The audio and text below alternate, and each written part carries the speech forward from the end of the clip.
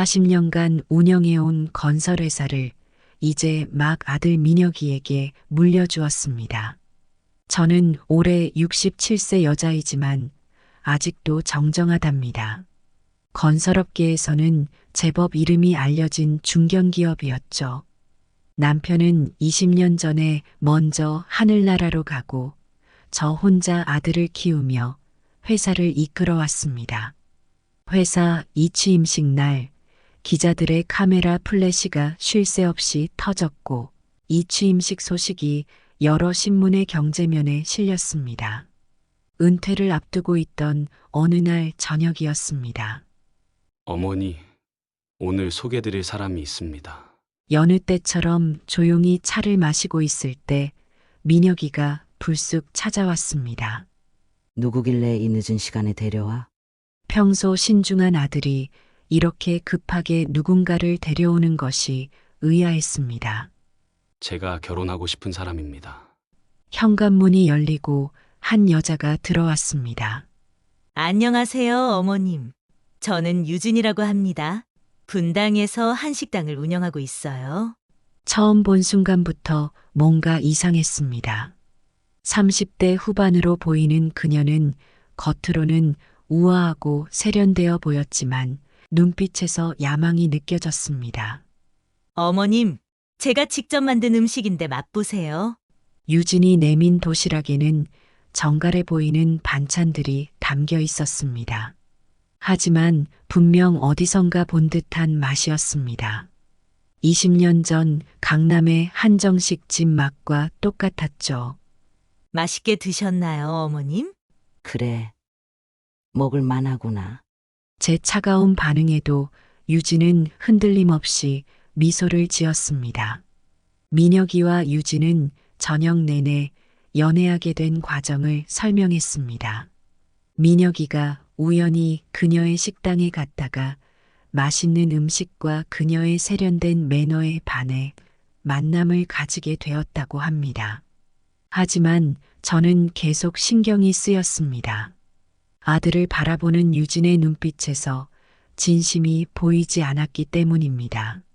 더구나 집안을 둘러보는 그녀의 시선이 예사롭지 않았습니다. 특히 현관에 걸린 피카소의 진품 그림을 보는 순간 그녀의 눈이 반짝 빛났죠. 어머님, 이 그림이 진품인가요? 순간 저는 등골이 서늘해졌습니다. 보통 사람이라면 진품인지 아닌지 구별하기 어려운 그림인데 그녀는 어떻게 알아봤을까요? 더구나 그 말을 꺼낼 때의 눈빛은 마치 물건의 가치를 측정하는 듯 했습니다. 민혁이가 화장실에 간 사이 유진은 거실을 돌아보며 이것저것 구경했습니다. 고가구들을 보는 그녀의 시선이 마음에 걸렸습니다. 어머님은 취미가 고가구 수집이신가 봐요. 그래, 오래전부터 수집해온 것들이야. 이런 게 다 진품이면 엄청난 가치가 있을 것 같아요. 또다시 섬뜩한 느낌이 들었습니다. 민혁이가 돌아오자 유진은 다시 상냥한 얼굴로 돌아갔습니다. 마치 가면을 쓴 것처럼 순식간에 표정이 바뀌었죠. 어머니, 저희 다음 주에 식사 한 번 더 하고 싶은데 어떠세요? 그래, 시간 되면 보자꾸나. 두 사람이 돌아간 후 거실에 혼자 앉아 깊은 생각에 잠겼습니다. 무언가 이상했습니다. 아들과 만난 지 겨우 3개월이라고 했지만 벌써 결혼 이야기를 꺼내다니. 게다가 이 취임식 직후에 이런 이야기가 나온 것도 수상했습니다. 민혁이의 회장 취임 소식이 언론에 크게 보도된 후 불과 일주일 만에 결혼 이야기를 꺼내다니. 본능적으로 그녀가 우리 가족을 노리고 있다는 것을 직감했습니다. 다음 날 아침 비서실에 지시를 내렸습니다. 유진이라는 사람 신상조사 해봐. 분당에서 한식당 한다고 했으니까 그것부터 확인해보고. 이제 시작입니다. 제가 직접 이 여자의 정체를 밝혀내고 아들을 지켜내고야 말 것입니다. 자식을 위해서라면 이 나이에 무슨 일이든 할 수 있습니다. 다음 날 아침부터 유진의 과거를 조사하기 시작했습니다. 오랫동안 저와 함께 일해온 비서실장이 곧바로 행동에 들어갔습니다. 회장님, 전문 민간조사 업체를 고용할까요? 아니, 그건 너무 위험해. 우리 직원들 중에 믿을 만한 사람들로 조사팀을 꾸려봐. 신중하게 선발된 3명의 직원들이 조사에 착수했습니다. 우선 유진이 운영한다는 식당부터 조사했습니다. 분당에 있는 그녀의 한식당은 겉보기에 그럴듯해 보였지만 실상은 달랐습니다.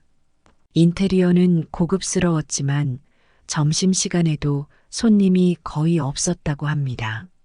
직원들의 이야기로는 월세가 밀려 건물주와 자주 다툰다고 했습니다. 더 놀라운 것은 그녀의 부채 상황이었습니다. 회장님, 유진 씨가 운영하는 식당의 카드 매출을 조사해 봤습니다. 어떻던가? 월 평균 매출이 300만 원 정도입니다. 하지만 월세가 500만 원이에요. 이런 상황에서 어떻게 식당을 운영하고 있는지 의문이었습니다. 조사를 더 진행하자 충격적인 사실들이 나왔습니다. 유진의 명의로 된 대출이 무려 5억 원이나 있었고 총액이 10억 원이 넘었습니다. 사채까지 쓰고 있다는 첩보도 있습니다. 비서실장의 보고를 듣고 있자니 등골이 서늘해졌습니다. 이런 상황에서 우리 민혁이를 만났다는 게 우연일 리가 없었습니다. 그녀의 학력도 조사했습니다. 명문대를 나왔다고 했지만 실제로는 지방의 전문대를 졸업한 것으로 밝혀졌습니다. 호텔 경력도 허위였습니다. 회장님, 그녀가 말한 특급 호텔 경력은 찾아볼 수 없습니다. 그래? 그럼 호텔 근무 경력이 없다는 건가? 아니요. 호텔 근무는 맞습니다만 연회장 아르바이트 정도였던 것 같습니다. 모든 것이 거짓이었습니다. 그러던 어느 날 민혁이가 유진을 데리고 또 집에 왔습니다. 어머니, 오늘은 유진이가 직접 요리를 하고 싶다고 하네요. 저는 별다른 반응을 보이지 않고 허락했습니다. 우리 집 주방은 꽤 넓었기에 요리하는 모습을 지켜보기 좋았습니다. 하지만 유진의 요리하는 모습이 어딘가 어색했습니다. 주방에서 일하는 우리 집 메이드 김 씨가 옆에서 도와주려 했습니다. 그때였습니다. 김 씨가 실수로 커피를 엎지르고 말았습니다. 아니, 이런 것도 제대로 못하나요? 순간 유진의 얼굴이 일그러졌습니다. 그동안 보여주던 상냥한 모습은 온데간데 없이 사라졌죠. 이런 분은 바로 잘라야 해요. 어머님. 민혁이가 주방에 들어오자 유진은 순식간에 다시 상냥한 표정을 지었습니다. 어머, 김씨 아주머니 괜찮으세요? 제가 닦을게요. 마치 다른 사람처럼 돌변한 그녀의 모습에 소름이 돋았습니다. 김 씨는 30년 넘게 우리 집에서 일해온 가족 같은 존재였습니다. 그런 김 씨를 향한 유진의 진짜 모습을 본 순간 더 이상 지켜볼 수만은 없다고 생각했습니다. 무언가 대책을 세워야만 했습니다. 그날 밤 잠을 이루지 못하고 거실에 앉아 있는데 문득 좋은 생각이 떠올랐습니다. 내가 직접 그녀의 식당에 들어가 봐야겠구나. 전문 분장사를 찾는 일부터 쉽지 않았습니다. 평소 알고 지내던 영화사 대표에게 부탁해서 겨우 소개받을 수 있었죠. 회장님, 이분이 30년 경력의 특수분장 전문가입니다. 분장사는 제 얼굴을 한참 동안 살펴보더니 말했습니다. 완벽한 변신을 원하시는 거지요? 그렇습니다. 절대 알아볼 수 없게 해주세요. 분장사는 자신만의 특별한 기술로 제 얼굴을 하나하나 변화시켜 나갔습니다. 우선 특수 분장용 실리콘으로 주름을 만들었습니다. 이마와 눈가, 입가에 자연스러운 주름이 더해졌죠. 피부톤도 완전히 바꾸었습니다. 회장님의 고급스러운 피부톤을 일반적인 노인의 피부로 바꿔야 합니다. 꼬박 6시간이 걸려 분장이 끝났습니다. 거울을 보니 저도 깜짝 놀랄 정도로 다른 사람이 되어 있었습니다. 이제 머리를 손봐드리겠습니다. 평소 제가 하고 다니던 우아한 커트 스타일은 사라지고 반백의 생머리가 되었습니다. 염색은 일부러 하지 않았죠. 서민적인 느낌을 더하려면 염색하지 않은 머리가 좋습니다. 허리도 약간 구부정하게 만들었습니다. 특수 제작된 보조기를 착용해서 자연스럽게 허리가 굽어 보이도록 했죠. 의상도 완벽하게 준비했습니다. 회장님, 이건 재래시장에서 구해온 옷들입니다. 값싸 보이는 옷들이었지만 오히려 그게 더 자연스러워 보였습니다. 다음은 목소리 연습이었습니다. 목소리는 가장 중요합니다. 아무리 외모가 달라져도 목소리로 신분이 탄로날 수 있거든요. 일주일 동안 성대 훈련을 했습니다. 조금 거친 듯한 서민적인 목소리를 내는 연습이었죠. 어이구, 지하철이 참 복잡하네. 연습한 목소리를 비서에게 들려주었더니 전혀 알아보지 못했습니다. 누구시죠? 이 사람아, 나야. 회장님, 정말 믿기지 않습니다. 이제 신분도 만들어야 했습니다. 20년 경력의 서빙 직원이라는 설정에 맞는 경력 증명서를 준비했습니다. 폐업한 식당들의 명단을 수소문해서 실제 있었던 식당들의 경력을 만들어냈죠. 이 식당들은 모두 실제 있었던 곳들이라 검증해도 문제없을 겁니다. 마지막으로 가방도 준비했습니다. 낡은 가죽 가방에 오래된 지갑, 버스카드, 약간의 현금을 넣었습니다. 휴대폰은 가장 저렴한 모델로 새로 장만했죠. 드디어 완벽한 변신이 끝났습니다. 거울 속에는 70대 초반의 평범한 아주머니가 서 있었습니다. 이제 유진의 식당으로 가야 할 때였습니다. 식당에 도착하자마자 구인 구직 안내문이 보였습니다. 저기요, 서빙 구하신다면서요? 유진이 저를 위아래로 훑어보았습니다. 경력이 어떻게 되세요? 20년 정도 됩니다. 이런저런 식당에서 일했어요. 제가 내민 경력 증명서를 유진이 찬찬히 살펴보았습니다.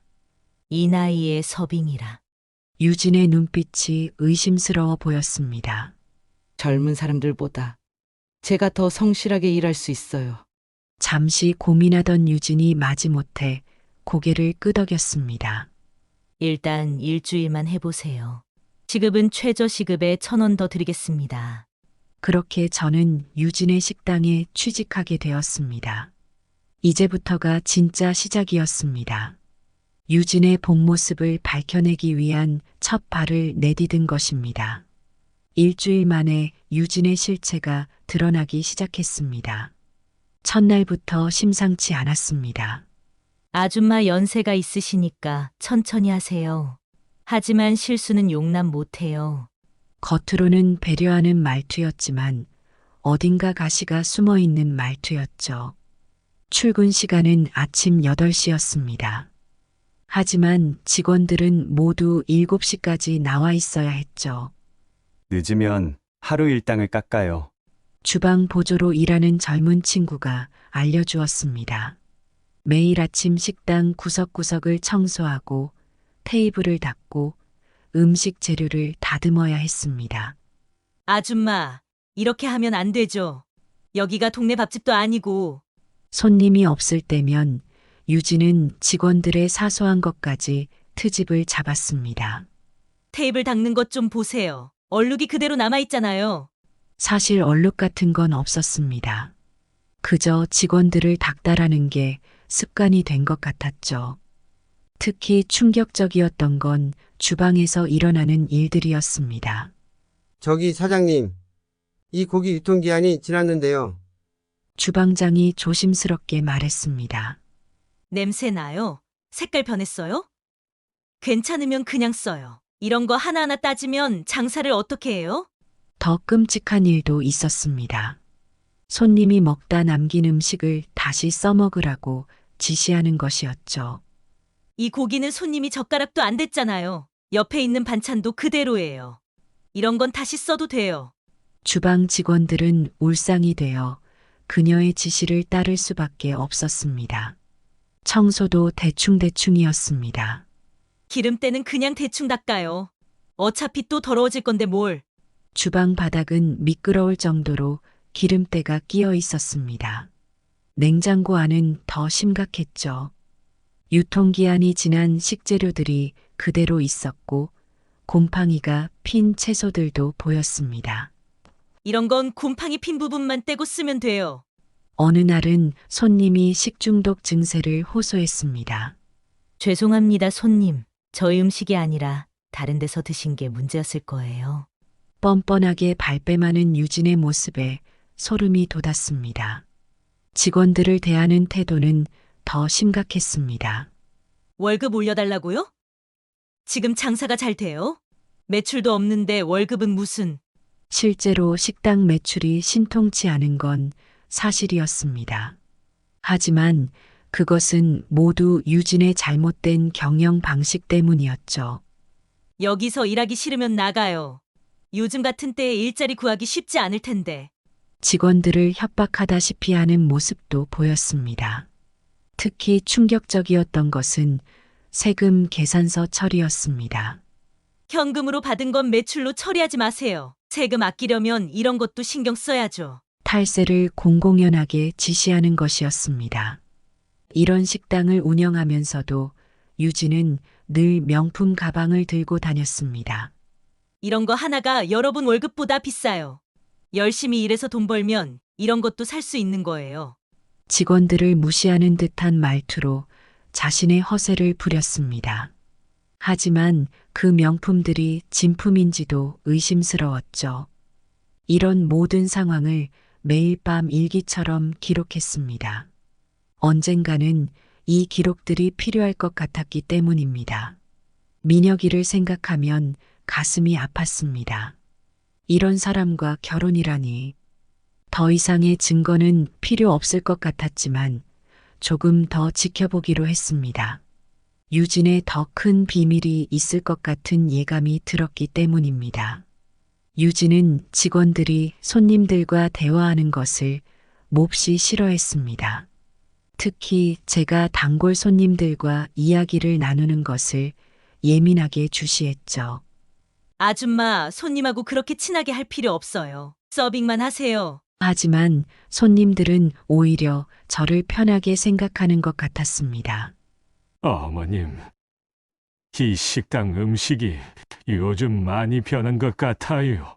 한 단골 손님이 조심스럽게 말을 건넸습니다. 맞아요. 전에는 이렇지 않았는데. 대화가 오갈 때마다 유진은 즉시 저를 주방으로 불러들였습니다. 아줌마, 주방 설거지가 밀렸어요. 얼른 가서 하세요. 심지어 손님이 거의 없는 한가한 시간에도 마찬가지였죠. 유진의 행동은 점점 더 수상해졌습니다. 어느 날 휴게실에서 잠시 쉬고 있는데 유진이 제 가방을 뒤지고 있는 것을 발견했습니다. 사장님, 뭐 하시는 거예요? 깜짝 놀란 유진이 황급히 가방을 제자리에 놓았습니다. 아, 아니에요. 누가 물건을 잃어버렸다고 해서. 분명 제 휴대폰을 보려고 했던 것 같았습니다. 다행히 증거 사진이나 메모는 모두 다른 곳에 보관하고 있었죠. 그날 이후 유진은 저를 더욱 예민하게 주시했습니다. 아줌마 연세가 많으신데 이런 일이 힘들지 않으세요? 아니에요. 아직은 괜찮아요. 그래도 서빙보다는 주방 일이 나으시지 않을까요? 저를 주방에 가두어 두려는 속셈이 뻔히 보였습니다. 어느 날은 일찍 출근했다가 충격적인 대화를 듣게 되었습니다. 유진은 식당 한쪽에서 전화 통화를 하고 있었습니다. 이번에는 진짜 대박이야. 재벌 2세라고. 친구와 통화하는 내용이었습니다. 40대인 게 좀 그렇지만 돈이 너무 많아서 괜찮아. 숨죽이고 더 자세히 들었습니다. 이번에만 성공하면 우리 빚 다 갚을 수 있어. 이번에는 실수하지 않을 거야. 완벽하게 준비하고 있어. 그 엄마가 좀 까다로워 보이긴 하는데 별 수 있나? 내가 알아서 잘 구슬릴게. 가슴이 덜컥 내려앉았습니다. 유진은 계속해서 이야기했습니다. 이번에 결혼하면 회사 주식도 받을 수 있을 거야. 그러면 우리 대박 난 거지. 응. 그 집에 있는 골동품이랑 미술품만 해도 어마어마해. 전화를 끊은 뒤 유진은 소리내어 웃었습니다. 이번에야말로 제대로 인생 역전 한번 해보자. 그날 이후 저는 더욱 조심스럽게 행동했습니다. 유진도 뭔가 이상한 낌새를 챈 것 같았습니다.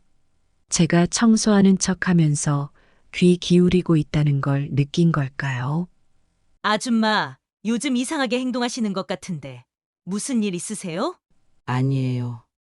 그저 일이 서툴러서 그래요. 정말요? 왜 자꾸 제 주변을 맴도시는 것 같지? 날카로워진 유진의 눈초리가 등골을 오싹하게 했습니다. 어느 날은 제 뒤를 밟는 것 같기도 했습니다. 퇴근할 때 같은 방향으로 따라오는 느낌이 들었죠. 다행히 골목에서 급하게 방향을 틀어 따돌릴 수 있었습니다. 이제는 서로를 의심하는 신경전이 시작된 것 같았습니다. 하지만 저는 절대 물러설 수 없었습니다. 제 아들의 인생이 걸린 일이었으니까요. 더 큰 증거가 필요했습니다. 유진의 치명적인 약점을 찾아야만 했습니다. 어느 날 식당 마감 시간이 다 되어갈 무렵이었습니다. 유진이 직원들에게 일찍 퇴근하라고 했습니다. 오늘은 제가 마무리할 테니까 다들 먼저 가세요. 평소와 다른 그녀의 태도가 의심스러웠습니다. 저는 퇴근하는 척 하다가 식당 뒷골목에 숨어서 지켜보기로 했습니다. 30분쯤 지났을까요? 고급 외제차 한 대가 식당 앞에 멈춰 섰습니다. 차에서 내린 남자는 30대 후반으로 보였습니다. 오빠, 기다렸죠? 유진이 반갑게 그를 맞이했습니다. 둘은 식당으로 들어갔고 저는 조심스럽게 창가 쪽으로 다가갔습니다. 이제 곧 다 끝나가요. 민혁이도 완전히 넘어갔어요. 유진의 목소리가 들렸습니다. 그래도 조심해. 들통나면 이번에도 실패야. 걱정 마세요. 이번에는 절대 실수하지 않을 거예요. 민혁이가 의심할까 조심해야 해. 그 바보가 뭘 알겠어요? 제가 웃어주고 할 때마다 꼭 사랑에 빠진 강아지 같다니까요. 두 사람이 깔깔 웃는 소리가 들렸습니다. 그래도 그 어머니가 문제야. 뭔가 이상한 눈빛으로 널 보더라고. 괜찮아요. 그 할머니도 제가 잘 구슬리고 있어요. 가슴 한켠이 덜컥 내려앉았습니다. 결혼만 하면 돈은 문제 없어. 내가 다 준비해놨으니까. 네, 오빠, 이번에는 꼭 성공할 거예요. 두 사람은 술을 마시며 이야기를 계속 나눴습니다. 증거를 남겨야 했습니다. 다행히 휴대폰으로 그들의 대화를 녹음할 수 있었습니다. 1시간 정도 지나자 남자가 자리에서 일어났습니다. 조심해. 절대 들키면 안 돼. 둘은 포옹을 하고 헤어졌습니다. 이틀 뒤 더 충격적인 일이 벌어졌습니다. 술에 취한 한 남자가 식당으로 들이닥쳤습니다. 유진아, 나와봐. 이 사기꾼아. 손님들이 놀라서 쳐다보는 가운데 유진이 급히 남자를 밖으로 데리고 나갔습니다. 저는 그들을 몰래 따라 나섰습니다. 당신 때문에 내 인생이 망했잖아. 이제 또 다른 남자를 꼬시려고. 남자는 유진의 전 남편이었습니다. 미쳤어? 여기서 1억이야? 너가 날 어떻게 했는지 다 말할 거야. 자기 결혼으로 내 재산 절반을 가져간 것도 모자라. 입 닥쳐. 내가 돈 줄 테니까 꺼져. 유진이 남자의 입을 막으려 했지만 이미 늦었습니다. 당신이 어떻게 나한테 접근했는지 처음부터 돈만 노리고. 전 남편의 이야기는 계속되었습니다. 그는 유진이 처음부터 자신의 재산을 노리고 접근했다고 했습니다. 결혼 후에는 이혼을 조건으로 거액을 요구했다는 것까지. 다행히 이 모든 대화를 녹음할 수 있었습니다. 내가 바보처럼 당신 사기에 넘어가서 결국 회사까지 넘어갈 뻔했잖아. 전 남편의 고함 소리가 밤거리에 울렸습니다. 유진은 결국 돈을 건네주며 그를 돌려보냈습니다. 저는 그날 밤 잠을 이루지 못했습니다. 이제는 확실해졌습니다. 유진은 우리 민혁이에게도 똑같은 수법을 쓰려는 것이었습니다. 하지만 아직 부족했습니다. 더 확실한 증거가 필요했고 민혁이를 설득할 방법도 찾아야 했습니다. 비서실 조사팀이 새로운 정보를 가지고 왔습니다.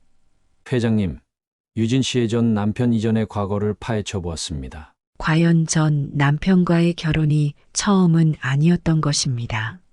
유진의 첫 번째 타겟은 제약회사 회장의 아들이었습니다. 약혼식을 일주일 앞두고 파기되었더군요. 예비 신부 측 친구의 제보로 유진 씨의 본 모습이 드러났답니다. 당시 그녀는 다른 남자와 만남을 가지면서 결혼 이후에 재산 분할 계획까지 세워두었다고 합니다. 두 번째 시도는 건설사 부회장의 아들이었습니다. 이번에는 결혼식 날짜까지 잡혀 있었다고 합니다. 이번에도 약혼이 파기되었는데 오히려 거액의 합의금을 받아내는데 성공했다고 합니다. 그리고 세 번째가 바로 그날 술에 취해 찾아왔던 전 남편이었던 것입니다. 세 번째에는 완벽하게 성공해서 결혼까지 했고 결국 이혼하며 재산의 절반을 가져갔죠. 점점 수법이 발전해 왔다는 게 보였습니다. 유진의 대학 동창을 찾아가서도 정보를 얻었습니다. 유진이요. 그 애는 대학 때부터 돈 많은 남자만 쫓아다녔어요. 처음에는 서툴렀죠. 하지만 점점 더 교묘해졌어요. 약혼했다가 파혼된 것도 여러 번이었는데 나중에는 오히려 그걸 이용해서 합의금을 받아내더라고요. 식당에서도 새로운 사실들이 드러났습니다. 주방에서 일하는 이씨 아저씨가 조심스럽게 말을 꺼냈습니다. 사장님이 요즘 세무조사 때문에 많이 예민해져 있어요. 세금을 제대로 신고하지 않았나 봐요. 수억 원의 세금을 추징당했대요. 초반에는 장사가 꽤 잘 됐어요. 다른 직원은 더 심각한 이야기를 들려주었습니다. 얼마 전에 사채업자들이 찾아왔었어요. 합의금으로 받은 돈을 다 써버리고 식당 운영한다고 대출을 몇 군데나 받았대요. 한 여직원은 울면서 이야기했습니다. 저희 월급도 2달째 밀려 있어요. 근데 사장님은 매일 명품 가방 들고 다니시잖아요. 모든 정보를 꼼꼼히 기록했습니다. 날짜와 시간, 증언자의 이름까지 빠짐없이 적어두었죠. 특히 세금 추징 관련 서류는 국세청 지인을 통해 확보할 수 있었습니다. 사채업자들과의 거래 내역도 입수했습니다. 회장님, 유진 씨가 서울 시내 사채업자들에게서만 3억 원 넘게 빌렸더군요. 이자율은 월 20%가 넘는 불법 고금리였습니다. 그런데도 유진은 허세 가득한 생활을 이어갔습니다. 식당 금고에서는 위조된 명품 영수증들도 발견되었습니다. 진품인 줄 알았던 그녀의 명품들은 모두 가짜였던 것입니다. 그리고 가장 충격적인 사실을 발견했습니다. 유진은 이미 우리 민혁이를 노리고 치밀한 계획을 세워왔던 것입니다. 우연히 식당에 왔다는 민혁이와의 만남도 사실은 계획된 것이었습니다. 그녀의 수첩에서 우리 가족의 정보가 상세히 적힌 메모를 발견했습니다. 심지어 민혁이의 일상 행동 패턴까지 파악하고 있었던 것입니다. 이제는 충분한 증거가 모였다고 생각했습니다. 하지만 마지막으로 한 가지만 더 확인하고 싶었습니다. 유진이 민혁이와 결혼하게 되면 어떤 계획을 가지고 있는지 그녀의 마지막 패를 봐야만 했습니다. 모든 증거를 정리하고 있을 때였습니다. 민혁이가 주말에 유진과 함께 식사하러 온다고 연락이 왔습니다. 어머니, 이번 주말에 중요한 이야기가 있어서요. 분명 결혼 이야기를 꺼내려는 것 같았습니다. 더는 지체할 시간이 없었습니다. 비서실장을 불러 모든 증거 자료들을 체계적으로 정리하도록 했습니다. 하나도 빠짐없이 정리해 주세요. 동영상, 사진, 음성 파일 모두. 먼저 유진의 식당에서 찍은 CCTV 영상들이 있었습니다. 직원들에게 폭언하는 장면, 위생 관리를 무시하는 장면, 그리고 손님들에게 재사용 음식을 제공하는 충격적인 장면들. 다음은 그녀가 다른 남자와 만나는 장면을 찍은 사진들. 늦은 밤 식당에서 은밀히 만나는 모습이 여러 장 담겨 있었습니다. 결정적인 증거는 녹음 파일이었습니다. 유진이 친구와 나눈 통화 내용. 이번에는 진짜 대박이야. 재벌 2세라고. 40대인 게 좀 그렇지만 돈이 너무 많아서 괜찮아. 그리고 얼마 전 그녀의 친구가 술에 취해 식당에 찾아왔을 때의 녹음도 있었습니다. 너 진짜 대단해. 이번에는 제대로 고래 한 마리 낚았다. 회장 자리 막 물려받은 재벌가 아들이라며? 완전 잭팟이잖아. 유진의 전 남편이 찾아와 폭로한 내용도 모두 녹음되어 있었습니다. 세무조사 자료와 사채 거래 내역도 빼놓을 수 없는 증거였습니다. 특히 충격적이었던 것은 유진의 수첩이었습니다. 거기에는 우리 가족을 조사한 내용이 상세히 적혀 있었습니다. 회사의 지분 구조, 보유 자산 내역, 심지어 민혁이의 생활 패턴까지. 자료 정리가 모두 끝났습니다. 비서실장이 두꺼운 파일을 들고 왔습니다. 사진과 녹음 파일은 USB에 담았고 문서들은 시간 순서대로 정리했다고 합니다. 이제 민혁이를 만날 준비가 되었습니다. 하지만 어떻게 전달하는 것이 좋을지 고민이었습니다. 단순히 증거를 보여주는 것만으로는 부족할 것 같았습니다. 아들의 마음을 생각하면 가슴이 아팠습니다. 진실을 알게 되면 큰 상처를 받을 것이 뻔했으니까요. 하지만 이대로 두면 더 큰 불행이 닥칠 것이 분명했습니다. 그때 묘안이 떠올랐습니다. 민혁이의 생일이 일주일 앞으로 다가와 있었습니다. 유진이 분명 식당에서 생일 파티를 하자고 할 것입니다. 그날 제가 변장을 풀고 모든 것을 밝히기로 결심했습니다. 유진의 전 남편과 연락도 취했습니다. 그날 와주실 수 있나요? 당연하죠. 그 여자의 악행을 밝히는데 저도 돕고 싶습니다. 유진과 은밀히 만났던 남자의 연락처도 입수했습니다. 그도 참석하기로 했습니다. 저도 더는 그녀의 거짓말에 동참하고 싶지 않습니다. 모든 준비가 끝났습니다. 이제 폭풍이 몰아치기 전에 고요함만이 감돌았습니다. 식당에서 평소처럼 일하면서 마지막 날을 준비했습니다. 유진은 여전히 저를 수상하게 바라보았지만 곧 모든 것이 끝날 것입니다. 아들의 생일, 그날이 바로 진실이 밝혀지는 순간이 될 것입니다. 아들의 생일 파티 당일이었습니다. 예상대로 유진은 자신의 식당에서 파티를 열자고 했습니다. 어머님도 꼭 오세요. 제가 특별히 요리를 준비할게요. 이제 더 이상의 거짓된 모습은 보고 싶지 않았습니다. 저녁 7시 파티가 시작되었습니다. 민혁이의 지인들과 회사 임원들이 하나둘 도착했습니다. 유진은 완벽한 주인공의 여자친구로 보였습니다. 민혁 오빠가 좋아하는 음식들로 특별히 준비했어요.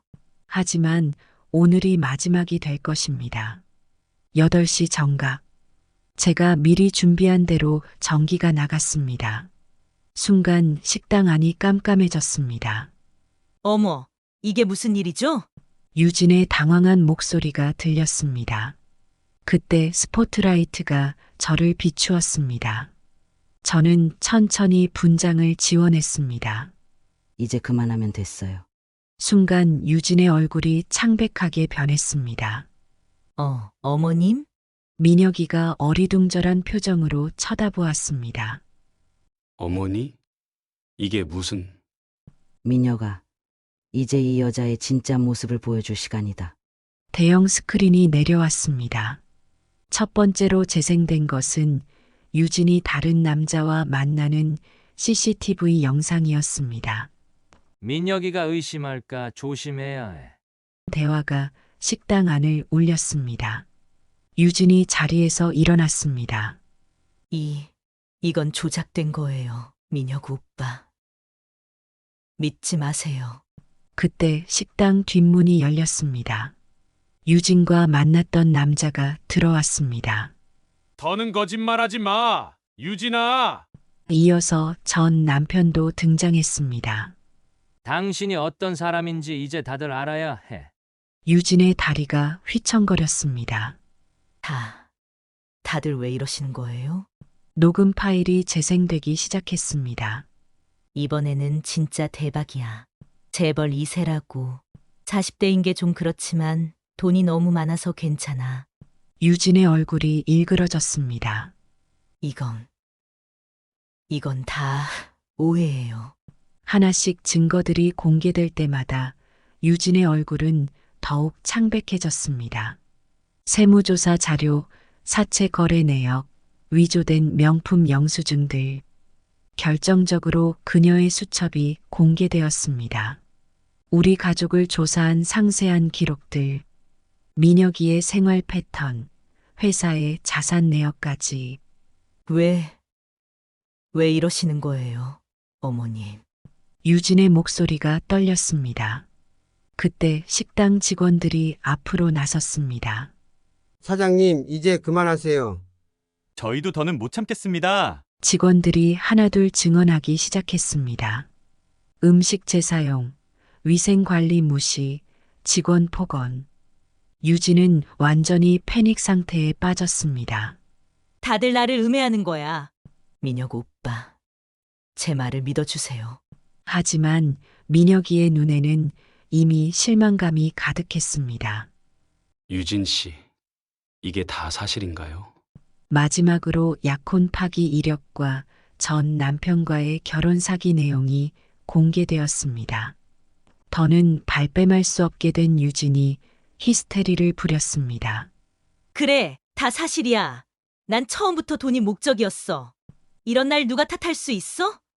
세상이 날 이렇게 만든 거라고. 민혁이가 천천히 일어섰습니다. 모든 게 끝났어요, 유진 씨. 유진은 그 자리에서 쓰러졌습니다. 진실이 밝혀지는 순간 모든 것이 끝났습니다. 그리고 저는 마침내 안도의 한숨을 내쉴 수 있었습니다. 그날 밤 민혁이는 한참 동안 아무 말도 하지 못했습니다. 모든 하객들이 돌아간 후 둘이서 오랫동안 이야기를 나눴습니다. 어머니, 저를 위해 이렇게까지... 너가 평생 후회할 일이잖니? 전 왜 알아채지 못했을까요?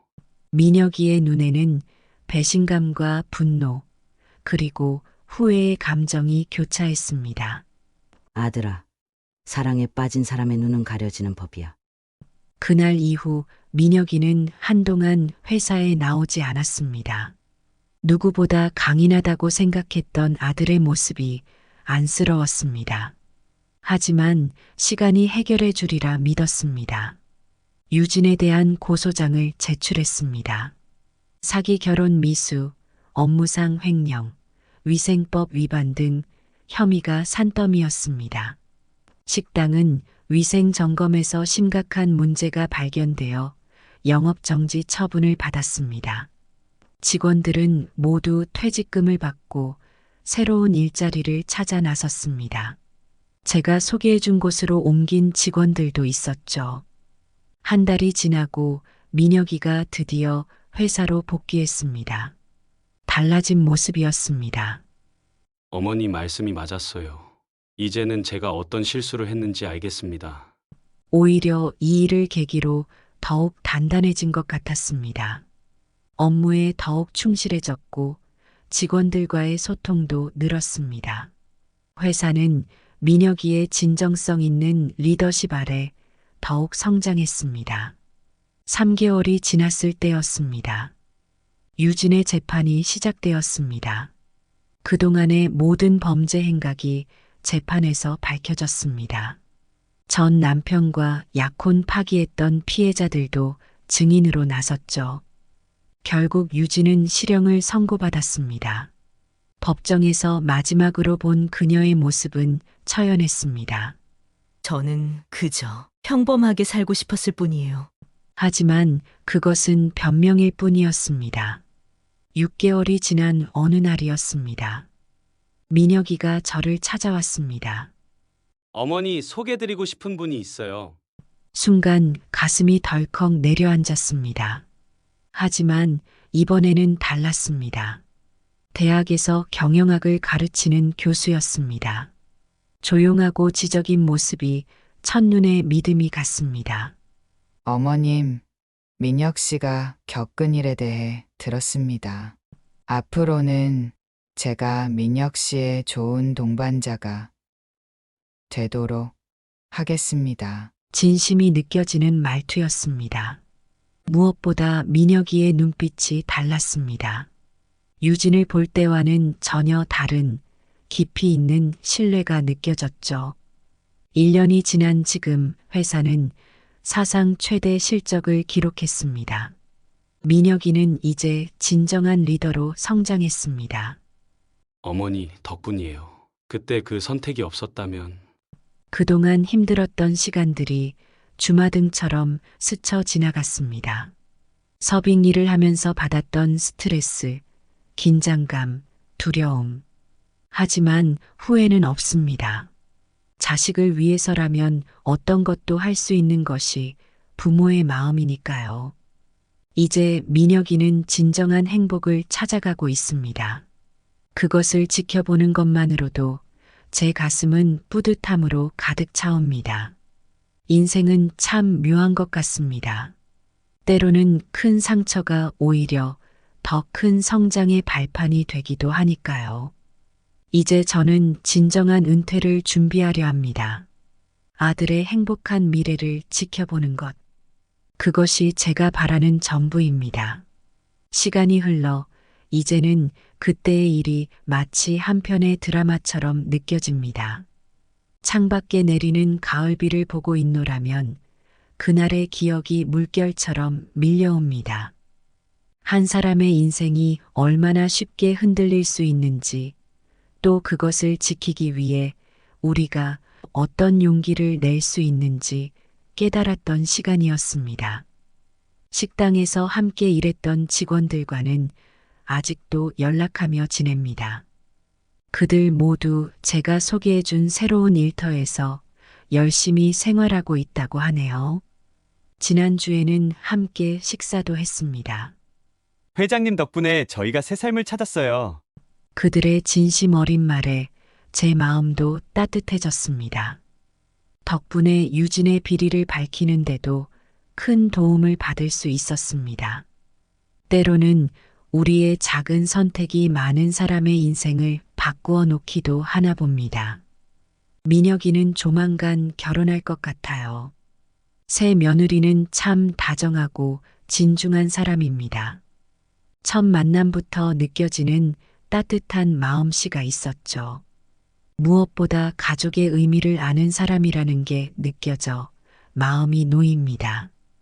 달빛이 비치는 정원에 앉아 차를 마시며 돌이켜보면 그때의 고생이 결코 헛되지 않았다는 생각이 듭니다. 인생은 때로 우리에게 시험을 던지나 봅니다. 그 시험을 통해 우리는 더 강해지고 더 지혜로워지나 봅니다. 자식을 향한 부모의 마음은 언제나 한결같은 것 같습니다. 봄날의 새싹처럼 첫눈처럼 변함없이 순수하고 깨끗한 그 마음. 이제는 진정한 가족의 품에서 행복한 노후를 보내고 있습니다. 창 너머로 보이는 저녁 노을이 유난히 아름답습니다. 마치 우리 가족의 미래처럼 따스하고 희망찬 빛을 보여주는 것 같아요.